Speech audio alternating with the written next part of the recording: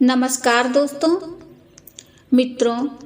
नवरात्रि के 5 दिन बीत चुके हैं और श्रद्धालु माता की भक्ति भाव से ओतप्रोत हो रहे हैं। नवरात्रि के 6वें दिन माँ कात्यायनी की पूजा की जाती है। कात्यायन ऋषि के गोत्र में जन्म लेने के कारण इन देवी का नाम कात्यायनी पड़ा, जिनकी पूजा नवरात्रि के 6ठे दिन की जाती है। जो अपने भक्त ऋषि कात्यायन की मुराद पूरी करने के लिए पुत्री रूप में प्रकट हुई थी। दिव्यता की अति गुप्त रहस्य एवं शुद्धता का प्रतीक ये देवी है। मनुष्य के आंतरिक सूक्ष्म जगत से नकारात्मकता का नाश कर सकारात्मकता प्रदान करती हैं। माँ कात्यायनी को महिषासुर मर्दनी के नाम से भी जाना जाता है। साथियों, पूजा पंडालों में नवरात्र की 6ठी तिथि को शाम के समय गाजे बाजे के साथ माता की डोली निकाली जाती है और जिस बेल के वृक्ष में 2 बेल एक साथ लगे होते हैं, उनकी पूजा करके उनको पूजा में आमंत्रित किया जाता है। नवरात्र के 7वें दिन सुबह इस बेल को डोली में बिठाकर लाया जाता है और इसी बेल की पूजा करके माता के नेत्रों में ज्योति का संचार किया जाता है। इस विधि के बाद पूजा पंडालों में देवी के मुख पर लगा आवरण हटा दिया जाता है और भक्त माता के रूप को निहार कर धन्य होते हैं। माता के 6वें स्वरूप की पूजा भगवान राम और श्री कृष्ण ने भी की है। ऐसी कथा है कि ब्रज की गोपियों ने भगवान श्री कृष्ण को पाने के लिए देवी के इस स्वरूप की पूजा की थी। देवी भागवत, मार्कंडेय और स्कंद पुराण में देवी कात्यायनी की कथा मिलती है। पुराणों में बताया गया है कि ऋषि कात्यायन माता के भक्त थे। उनकी कोई संतान नहीं थी। उन्होंने माता की तपस्या की और उनसे वरदान मांगा कि आप मुझे पुत्री रूप में प्राप्त हों। इस बीच महिषासुर का अत्याचार बढ़ता जा रहा था। उसने देवताओं को स्वर्ग से भगा दिया था। देवताओं के क्रोध से एक तेज प्रकट हुआ जो कन्या रूप में था। उस तेज ने ऋषि कात्यायन के घर पुत्री रूप में जन्म लिया।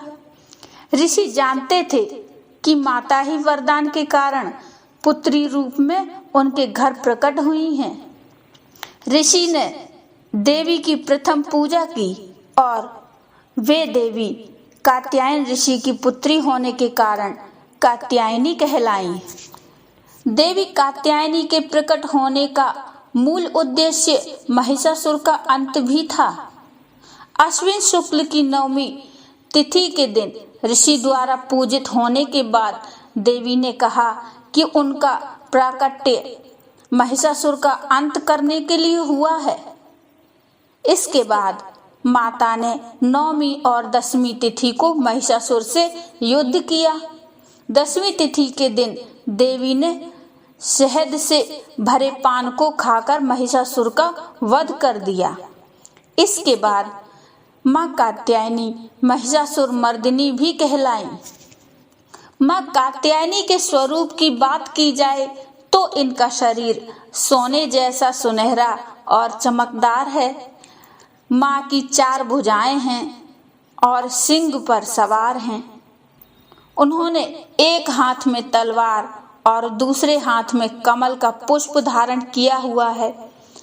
अन्य 2 हाथ वर मुद्रा और अभय मुद्रा में हैं। यह देवी माता के स्नेह और शक्ति का सम्मिलित स्वरूप है। माँ कात्यायनी की पूजा करते समय नारियल, कलश, गंगा जल, कलावा, रोली, चावल, चुन्नी, शहद, अगरबत्ती, धूप, दिया और घी आदि का प्रयोग करना चाहिए। सर्वप्रथम सुबह जल्दी उठकर स्नान आदि से निवृत्त हो जाएं और फिर साफ स्वच्छ वस्त्र धारण कर लें। माँ की प्रतिमा को शुद्ध जल या गंगा जल से स्नान कराएं। माँ को पीले रंग के वस्त्र अर्पित करें। यदि आपके पास पीले रंग का वस्त्र उपलब्ध ना हो तो आप लाल रंग के वस्त्र अर्पित कर सकते हैं। माँ को स्नान कराने के बाद पुष्प अर्पित करें।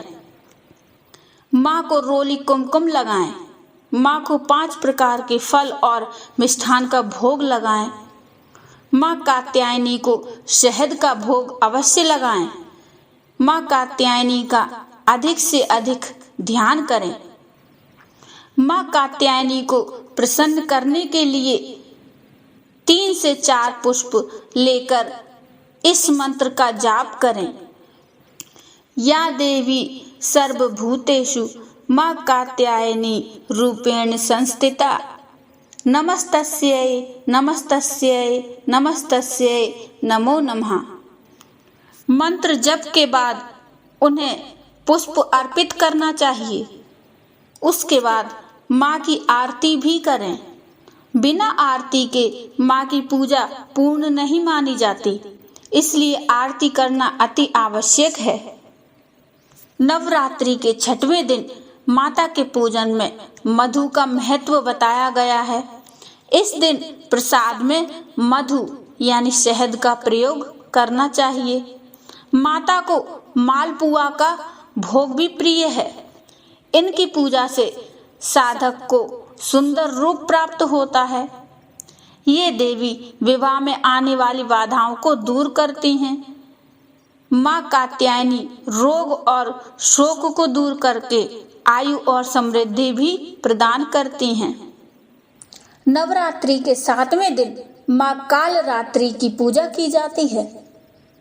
भय से मुक्ति प्रदान करने वाली माता कालरात्रि की पूजा हम नवरात्रि के 7वें दिन करते हैं।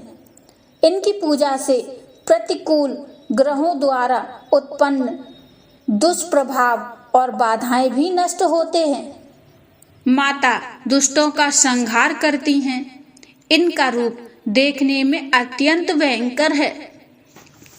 इनका रूप देखने में अत्यंत भयंकर है, परंतु ये अपने भक्तों को हमेशा शुभ फल प्रदान करती हैं। इसलिए इन्हें शुभंकरी भी कहा जाता है। माता का वर्ण काला है। वह 3 नेत्र हैं। माँ के केस खुले हुए हैं और गले में मुंड की माला धारण करती हैं। इनके नाम का उच्चारण करने मात्र से बुरी शक्तियां भयभीत होकर भाग जाती हैं। एक पौराणिक कथा के अनुसार एक रक्तबीज नाम का राक्षस था। मनुष्य के साथ देवता भी इससे परेशान थे। रक्तबीज दानव की विशेषता ये थी कि जैसे ही उसके रक्त की बूंद धरती पर गिरती तो उसके जैसा एक और दानव बन जाता। इस राक्षस से परेशान होकर समस्या का हल जानने सभी देवी देवता भगवान शिव के पास पहुंचे। भगवान शिव को ज्ञात था कि इस दानव का अंत माता पार्वती कर सकती हैं। भगवान शिव ने माता से अनुरोध किया। भगवान शिव के अनुरोध करने पर माँ पार्वती ने स्वयं शक्ति व तेज से माँ कालरात्रि को उत्पन्न किया। इसके बाद जब माँ दुर्गा ने दैत्य रक्तबीज का अंत किया और उसके शरीर से निकलने वाले रक्त को माँ कालरात्रि ने जमीन पर गिरने से पहले ही अपने मुख में भर लिया। इस रूप में माँ पार्वती कालरात्रि कहलाईं। आइए साथियों, जानते हैं माता की पूजा विधि। माँ कालरात्रि की पूजा करने के लिए सुबह 4 से 6 बजे तक का समय उत्तम माना जाता है। इस दिन प्रातः जल्दी स्नान आदि करके माँ की पूजा के लिए लाल रंग के कपड़े पहनने चाहिए। इसके बाद माँ के समक्ष दीपक प्रज्वलित करें। अब फल फूल मिष्ठान आदि से विधि पूर्वक मां कालरात्रि का पूजन करें। पूजा के समय इस मंत्र का जाप करें।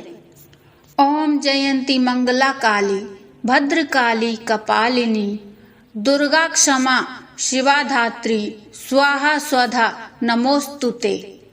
भक्तजनों, पूजा करते समय इस मंत्र का उच्चारण करते रहना चाहिए। तत्पश्चात मां कालरात्रि की आरती करनी चाहिए। इस दिन काली चालीसा, सिद्ध कुंजिका स्तोत्र, अर्गला स्तोत्रम आदि चीजों का पाठ करना चाहिए। इसके अलावा सप्तमी की रात्रि में तिल के तेल या सरसों के तेल की अखंड ज्योति भी जलानी चाहिए। पूजा करने के बाद ब्राह्मणों को दान देना चाहिए। इससे आकस्मिक संकटों से आपकी रक्षा होगी। मां कालरात्रि की आरती और पूजा के समय अपने सिर को खुला न रखें। पूजा के समय सिर पर साफ रुमाल आदि जरूर रख लें। भक्तजनों, ये थी मां कालरात्रि की पूजा विधि तथा पावन कथा। साथियों, ये कथा आपको अच्छी लगी हो तो लाइक कर दीजिए और चैनल को सब्सक्राइब भी कर लीजिए। और हाँ, कमेंट में जय माता दी लिखना ना भूलिए। मित्रों, मिलते हैं फिर नवरात्रि के 8वें दिन की कथा को लेकर।